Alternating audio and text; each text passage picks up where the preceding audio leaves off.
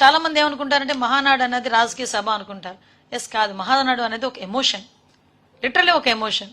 మీరు అబ్జర్వ్ చేసుకుంటే మహానాడు సుమారుగా 40 మనం పార్టీ పుట్టినప్పటి నుంచి మహానాడు చేసుకుంటూనే ఉన్నాం. ఏ మహానాడులోనైనా మంచి ఎండల్లో వచ్చింది, రోహిణీ కార్తె లాంటి ఎండల్లో వచ్చిందండి. రోహిణీ కార్తె అంటేనే బండలు బద్దలైపోతాయి అంటాం ఎండలకి.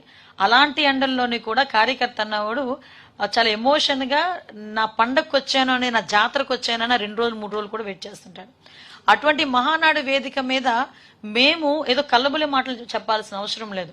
ఎందుకంటే దీనికి ఉన్న ప్రాధాన్యత గురించి చెప్పడానికే, ఏ ప్లాట్ఫామ్ మీద మేము దీన్ని అనౌన్స్ చేసామని చెప్పడానికే ఆ ప్రాధాన్యత చెప్పాను ఇక్కడ మీకు. కాబట్టి మేము అంత సెంటిమెంట్ గా భావించే మహానాడు సభ మీద గౌరవ నారా లోకేష్ గారు ఇనిషియేషన్ తీసుకుని ఈ 33% రిజర్వేషన్ మేము కల్పిస్తామని చెప్పడం యాజ్ ఎ వర్కింగ్ ప్రెసిడెంట్ గా, దానికి గౌరవ ముఖ్యమంత్రి గారు జాతీయ పార్టీ అధ్యక్షుల హోదాలో ఆయన దానికి ఆమోదం తెలపడం కూడా ఇది నిజంగా చెప్పాలంటే ఒక సామాజిక విప్లవం కింద భావించవచ్చు.